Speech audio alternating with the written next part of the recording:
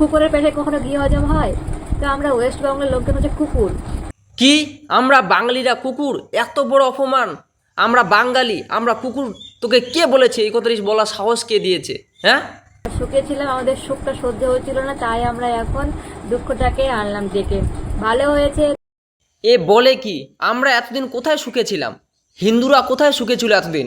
West বেঙ্গলে কোথায় সুখে ছিল? সুখে ছিলিস তোরা। তাই বলছি, সাবধান হয়ে যায় এখনও। আর আমি এরকম ভিডিও বানাই না, কিন্তু এরকম ভিডিও দেখার পরে না মাথা ঠিক থাকে না। হাজার হলো ভাই, আমি হিন্দু, একটা হিন্দু হয়ে এটা অপমান সহ্য করতে পারছি না।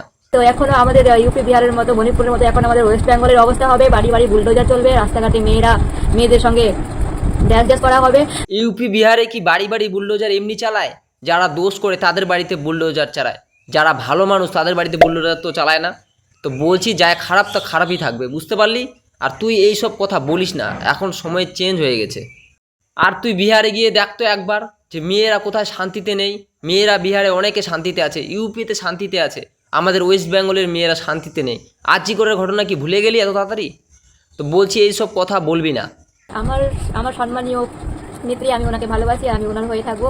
তো আমার কোনো যায় আসে না, বাট আমাকে হ্যাঁ যে আমি ওনাকে খুব ভালোবাসি, আর আমার ওনার একটু খারাপ লাগছে। আমি তো আর নুন খেয়ে নুন হারামি করি না। আমি এটা ভালো কথা যে তুই মাননীয় মুখ্যমন্ত্রীকে সম্মান করিস, তার হয়ে তুই আছিস, সেটা ভালো লাগলো। তার তুই নুন খাই নুন হারামি করিস না, খুব ভালো লাগলো। কিন্তু ভাই, নুনটা তো আমাদেরই ছিল, আমাদের নুন আমাদেরকে ফেরত দিচ্ছিল।